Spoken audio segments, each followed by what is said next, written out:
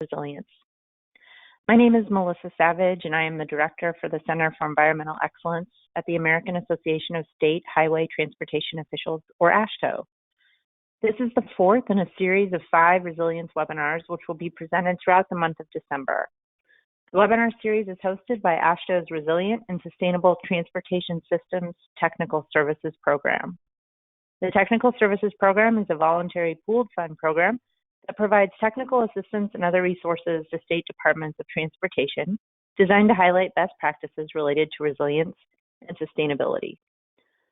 The webinar series will provide brief overviews of specific resilience-related topics, including lessons learned from Hurricane Florence, seismic resilient highways, cyber resilience, a briefing from the Resilient Innovation Summit and Exchange, otherwise known as the RISE Conference, and today's webinar on building organizational resilience.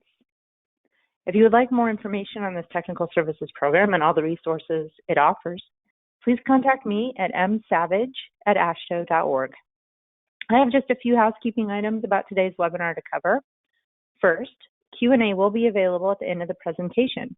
You can type questions into the questions box at any time during the webinar. If any questions are not answered during the allotted time, they will be provided directly to the speaker after the webinar for answers. Second, a copy of today's presentation is available to download now. Just click on the Handouts tab and you'll see a link to the PDF. Third, this webinar is being recorded and will be made available along with answers to the questions for those interested or unable to attend the live event. The recordings will be made available on the AASHTO website. Today, we will hear from Shawn Wilson, Secretary of the Louisiana Department of Transportation and Development. Secretary Wilson will discuss how the Louisiana Department of Transportation and Development addressed, quote, hurricane fatigue, and how they continue to build organizational resilience. Without further delay, I will turn the floor over to Secretary Wilson. Good afternoon, everyone. Happy to join you today, and happy that many of you have taken a little while out of your busy days at work this holiday season to participate in this webinar. I have with me here in my office Vince Latino, who's the Assistant Secretary for Operations, and he will answer the hard questions that you might have at the end of the evening or the end of the presentation. We've put together a few slides, I think, highlighting what we've done here. And it's important for you to note that both Vince and I have been at the department since, Vince before me, but since 2004, I've been a member of the executive staff here and have gone through many of the disasters, whether it be floods, snow, hurricane, tornadoes, earthquakes, you name it. We've been through the ringer. So with no further ado, let me get to the first slide in our presentation.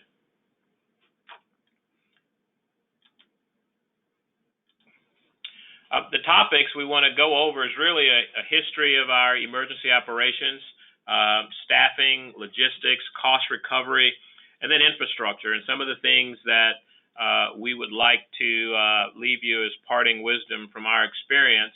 And we tell folks, being in the hotbed of what we think is Disaster Alley, we're fine here in Louisiana and are continually getting better and becoming more resilient as a result of our efforts. So that's a quick overview of the topics we're going to cover. You know, at the very beginning of this, in 2004, if you were in this field, the way we responded to emergencies and disasters was actually in transition. And when Katrina hit, we had just, as a country, if I'm not mistaken, moved into a new support function. And many of those exercises and many of the policies that we were evolving with had not been fully implemented or vetted, not just here, but around the country. And so a lot of the challenges and the missteps that were made and the things that we've learned from was you actually have to plan your work and work your plan and know exactly what happens. And as I look back over my decades plus years of service, it's when you deviate from those plans that chaos really takes off and challenges occur. And if you really want to undermine your resilience, start doing something that's untried, untrue, and unpracticed, and that's what you will find. We had no dedicated emergency staff prior to 2005 with Katrina and Rita. And as a state, many states probably did not have the structure or an organizational entity in place while it evolved at the local level. states responded from a National Guard perspective, or it was all hands on deck. And we actually had two people that I worked with back in the day who had additional duty. So it wasn't their full-time responsibility to work on emergency preparedness and or response. Shortly after the recovery efforts of Katrina and Rita, we realized that there was a much greater demand and need for expertise in this area, as well as organizational support, and it's evolved over time. So we immediately created emergency operations section here at the department, where we have a full-time administrator that answers to Vincent, who is the Assistant Secretary for Operation, as mentioned, who is a direct report of me as Secretary. And within that structure, they have support functions, but we also have two very distinct components. One is the ESF1, Emergency Support Function 1, and the other is the ESF3, Emergency Function 3 Lead. Emergency Support Function 1 really is what happens pre-disaster in terms of transportation. And folks tend to look at the DOT and say, hey, you know transportation, get those folks on the bus and get them out of here. That's not always the case in terms of how we've operated and what we've done. And then ESF3 Lead is really more the engineering and the element that we usually work in, which is building infrastructure and bringing things back to their normal operating condition. Both of those support functions have evolved over time to the point where we had a dedicated person just working on aviation evacuation. We have a number of folks who support those two different leads. So you may get a total of 3 people in each of those support functions, and it may change at different times depending on our disaster. And not only did we change the structure, we actually created an emergency operations center at the DOTD. Many states have a major EOC where the governor and other agency heads all exist with all the federal support that we get. We actually created one here in the department that supports a lot of what's going to happen, both for me as secretary as well as the staffing that's over there. So what's at the state's EOC really is a support function of the regular or the entire emergency operation of the Governor's Office of Homeland Security. And what we have here at DOTD is really where most of the work begins and ends. That's where the real rubber meets the road, when we cannot necessarily be so focused on things other than the ESF1 and ESF3 responsibilities. Both of those support functions have very detailed plans that involve all of the employees at the department, and we'll talk a little bit about that, as well as a cost recovery function. You know, if you think about just responding and not think about what's going to happen after you've exhausted all of your revenue in an emergency, when you do get back to normal and you have no cash and you have to wait on the federal government, that can be very challenging. It was almost 10, 12 years after Katrina that we got our final reimbursements for Katrina. And in a cash-strapped agency, it's important to have cost recovery front and center. Not that it should disrupt your effort to respond, but you need to act such that you maximize your return for the investments that you make. And then shortly after Katrina, there was Gustav and Ike. That allowed us to increase the size of our emergency staff. The cost recovery unit was increased because we still had the latent effect of Katrina, as well as these new disasters that were coming up. And we found ourselves working into the performance management system for our employees and their job descriptions, ESF function responsibilities, to the point that we actually deploy staff all over the state in our evacuation centers. And we didn't just rely on folks to volunteer for it as we did at the very beginning. We actually have it as a percentage of what they're evaluated on, and it becomes a real function and responsibility for those folks. And as a secretary or executive, I will tell you, most of my challenging responsibilities, the things you may not expect, all revolve around how do you respond in emergencies and uncertain conditions. So we talked about staffing a little bit. At the district level, many DOTs operate with areas and districts. Those sizes change The shift schedules have to be created, and we have to figure out what happens to those districts that are not affected and how they are participating in the various events. And so we actually find ourselves backing ourselves up. So in cases where there are disasters in the north or disasters in the south, we've actually developed a capacity to support all of those functions and use equipment and resources so that we aren't just sitting and waiting while half of the agency is struggling. And the same thing happens from an EOC perspective. We have two shifts that manage that 24/7 at the right times. And then the reporting piece, which is absolutely critical for decision makers and for the public. And I'll touch on this at the end of the presentation. The reporting is so essential. It's got to be consistent. It's got to be timely, and it has to be as accurate as it can possibly be. With regards to logistics, some of the things that we've had to prepare ourselves for is how do you house 3,000 people in a disaster? If you're going to send people down to Florida, as many of our sister states did during their disasters, where will they go? Where will they get their meals? What kind of equipment are they going to have with them? And are you prepared to manage and maintain that equipment while you're out in an environment? In terms of evacuation, what condition are buses in that you're going to be using that you might have to all of a sudden put people in to evacuate? And so we've actually built systems and have processes in place to maintain and check the equipment and start working on some of those aspects before the disaster hits. The real secret to our success, believe it or not, I believe, is having pre-positioned contracts, things like debris hauling and monitoring so that you can maximize your reimbursement. Recognizing that parishes or counties, as many of you have, may find themselves competing for some similar resources. Same thing with coach buses. And when you activate those buses in disasters like hurricanes, everyone on the Gulf Coast might be interested in accessing those buses, and will they come very quickly?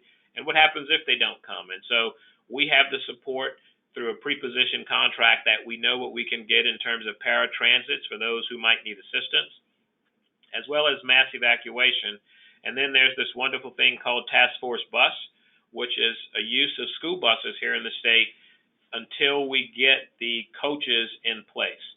And we work very closely with our Division of Administration to make sure we have all of the logistics and the contracts that we need. And this is something that having full-time staff working on helps you to maintain and do. Not only do we exercise, but we can continue to refine and improve the contracts so we can get the type of performance that we would need. In the world of cost recovery, as I talked about it, the responsibilities are super, super important to us. Building into performance planning and evaluation is essential. And one of the things that we're doing, and I have under here drivers for buses, for example, we have had to, at this point, not rely as much on the National Guard to provide drivers, but we're using DOTD staff. And so whether they're CDL drivers or other support staff who are licensed to handle that, we're having to provide that service for ourselves. And so again, I think that reinforces the importance of having full-time staff to manage that. Lots of tracking is involved, as much detail as can be maintained on our PWs and our worksheets.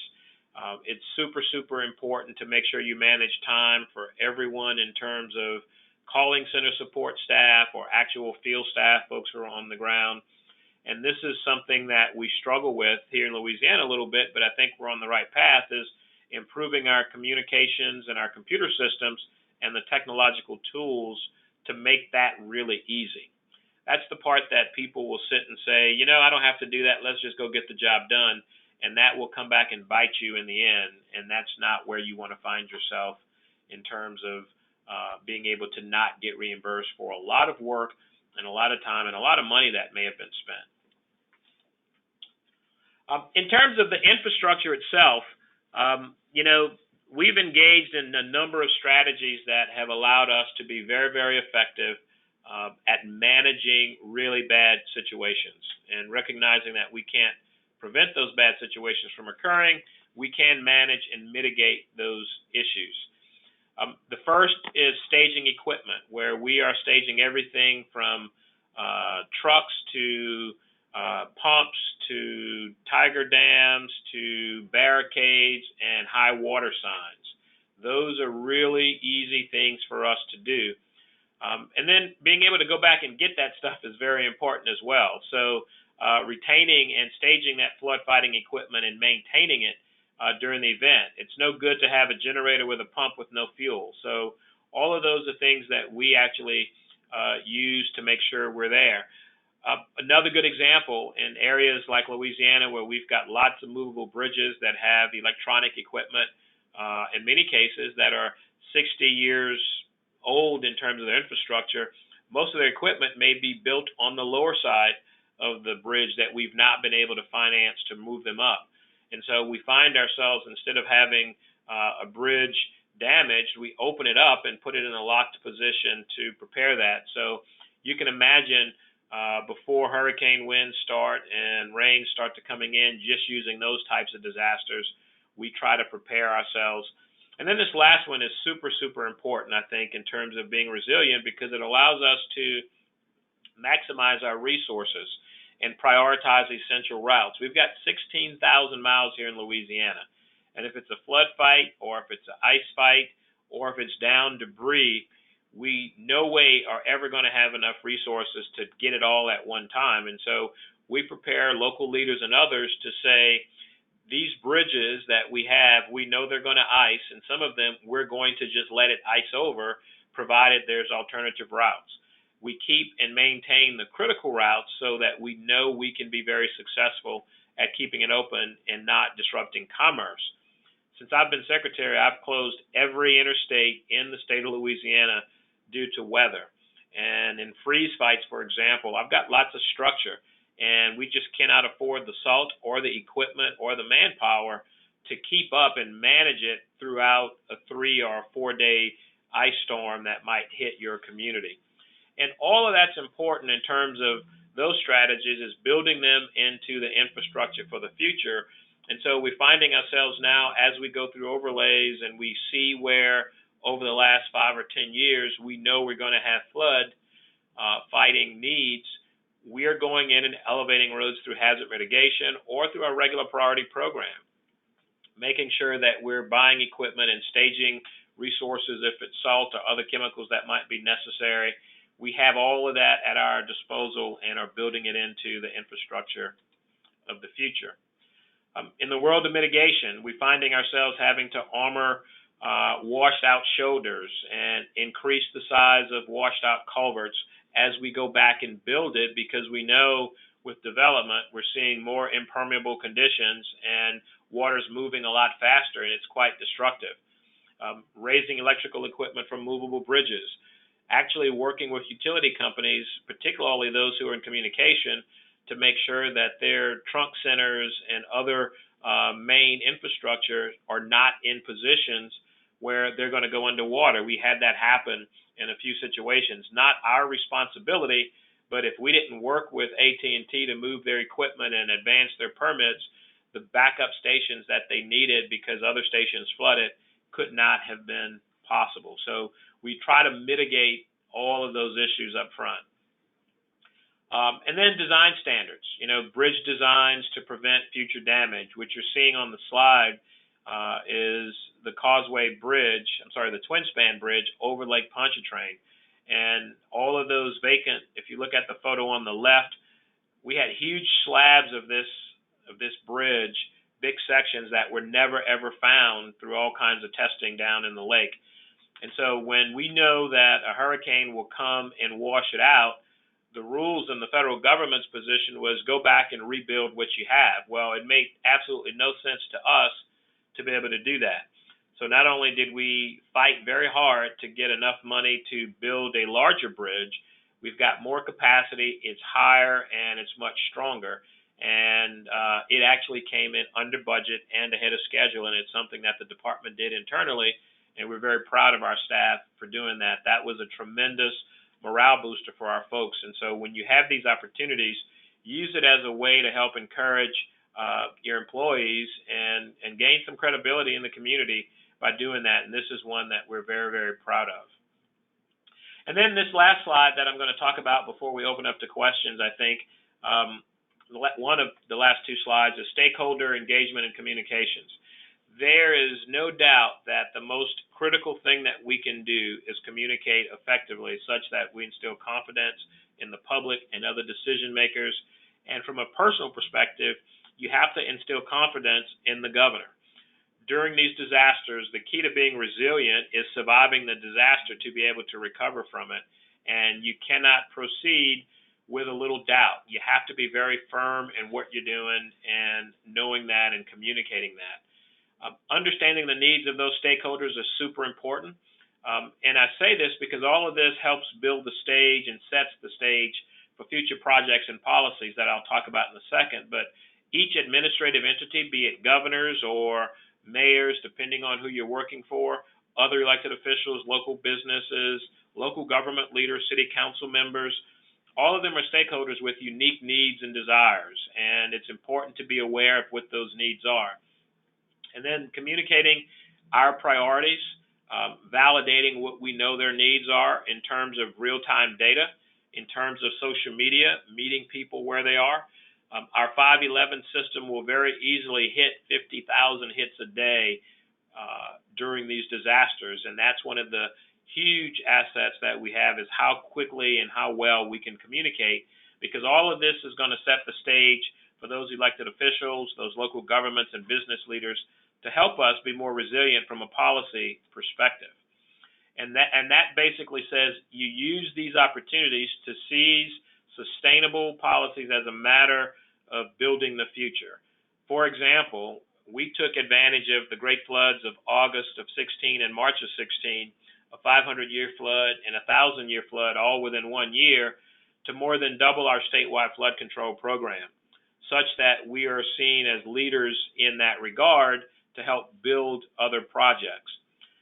Coal Meat Diversion, it's a 30-year project. Suddenly it's fully funded, and we can actually deliver this thing and revisit our expropriation authority as it relates to expropriating for drainage versus transportation. So that's a major policy lift.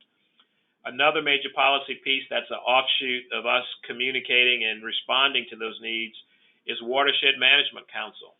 We're going to be spending about $1.2 billion managing water through watersheds as opposed to managing it within a geographic or political boundary. And so no longer are we going to say the most important project is in one parish. The most important project might be outside of that parish or county, but instead of having folks fight over dollars, we're managing it such that fixing the watershed helps everyone. And then major federal allocations to impact water management. In working with the Corps of Engineers and others, we've broadened our conversation about how do we manage and live with water. And all of that really is about being more resilient. Everything from buying homes, relocating neighborhoods, determining where you can or can't build.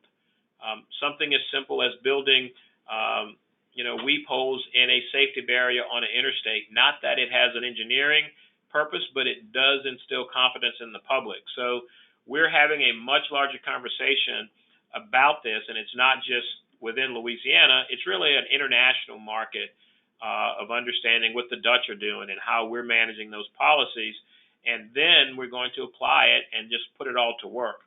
And so it's great to have an effort to know you need to build a bridge higher or wider or stronger, but if it's not a sustainable effort, if it doesn't work in the long run, then you're setting yourself up for failure all over again. You have to look at your priorities and say, how do I not find myself back in the same condition? And that condition, as we've said at RISE and others, is wetter, wilder, and weirder, and it's as unpredictable as you've ever seen it. And so with that, I'll be happy to open the mic and entertain any questions for both Vince or I that you might have regarding the presentation that we've shared. Thank you, Secretary Wilson, for such a thorough presentation. And yes, we do have questions in the queue.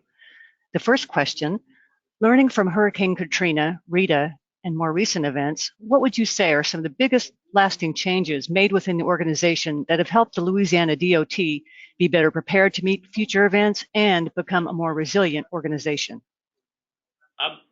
I would think, and Vince is here, he may chime in as well, I would tell you institutionalizing a priority for emergency response, both in terms of what our expectations are of our employees, as well as requiring some level of involvement and how we communicate that. We realize that that is the first and foremost responsibility. We can build great bridges, but if that bridge is not accessible because of a flood, or if it's damaged because of a flood, or if it's shut down because of ice and we can't open it, then we failed. So creating that institutional responsibility, I think, is something that allowed us to change the culture and allowed us to make better decisions in terms of responding to those situations like Katrina and Rita, or Gustav or Ike, or the great floods or freezes. I would add one thing to the detailed plans that we have for ESF1 and ESF3 for our emergency response that we have, and to add on to exactly what Secretary Wilson was saying, was not just the maintenance forces responding to the event, but all the people in the district and almost everybody at headquarters responding all hands on deck approach. I think that was two big things I've seen since then. Next question. Can you talk a little more about hurricane fatigue and what strategies have worked well to prevent staff and resource burnout when faced with multiple sequential events? So I will tell you, the biggest challenge is demonstrating to the federal government and other funders that we're willing to invest in ourselves a little bit, and that we're making tough, important decisions and not just relying on the feds to come and bail us out. That's from where I sit as a secretary, that's important. Taking care of our people, I think, is the second major piece. We were able to raise a significant amount of money for some of our employees. We had here in headquarters close to 500 people, I believe, whose families were majorly impacted in the flood. And those folks, in many cases, actually came back to work to try and help and open up our state for others. And so being able to take care of our people, I think, helps resolve that. And the idea that we prepare people that these things are going to happen. We are an environmental friendly state. We are known as a sportsman's paradise, and we live with a lot of water. We have a lot of jobs that are created with that. And so when hurricanes come, we try to encourage folks to make good decisions in terms of keeping their families safe and not just sitting. In Katrina, we had over 50,000 people that did not evacuate. And during our initial plans, when you go back to look at, I think it was Hurricane Tammy was the desktop, that was the actual number of people that was predicted in that future storm, and they chose not to leave. Now, granted, there was an issue with levees breaking and others, but the idea that folks were sensitized enough ever since then to say, I'm not going to wait and risk life and limb for wanting to be home and be safe. There's nothing more devastating than seeing people who ride out some of these events because they are just tired of leaving or don't anticipate. And we make some of those decisions as timely as possible. We're not going to go out a week before a hurricane and tell folks start evacuating, because that hurricane could very well move to an entire different state. And in the middle of a disaster, it's nice and shiny and sunny outside and kids are playing. Folks don't believe you when you say there's a Category 3 that's 48 hours away. Next question. Is there anything that you would consider doing differently to better prepare your organization and or community for future events? Long term, I think what I would have done differently is would have invested more in a mass transit system like commuter rail from major cities so that we can evacuate large numbers of people. I still think that the bus model is good because that's all we have right now, but it is not the most efficient and the most effective way to get mass numbers of people out in a disaster. And a disaster can be anything from a natural disaster to an industrial plant explosion or chlorine leak. Those are things that really concern me, particularly in an industrial corridor like Louisiana. And because our infrastructure has been neglected from an investment standpoint over time, we have a capacity issue in terms of evacuation. While we use contraflow, or we at least have the capacity to use that, we've got other tools that we've worked with our sister states, our neighboring states, it's still very difficult to move a lot of people very safely and very efficiently. So I would invest in other modes of transportation such that it adds quality to life, but also incentivize mass evacuations to get people safe. That's the first thing. And the other thing I will tell you that we do not do very well is my emergency fund is less than $4 million a year. And here I am, a state with a $2 billion infrastructure budget for both capital and operations, and what is considered an emergency fund is only $4 million. And so in these disasters, I don't use that emergency fund to front it. I'm using my regular budget to front that. And so I'm really putting the state at risk and helping us get further behind by using those dollars and having to wait and get reimbursed at the appropriate time. And in many cases, it may not be 100% because a really devastating storm is going to work against the restrictions for either ER or FEMA recovery funds. Thank you again, Secretary Wilson, and our thanks also to today's participants. This concludes today's webinar.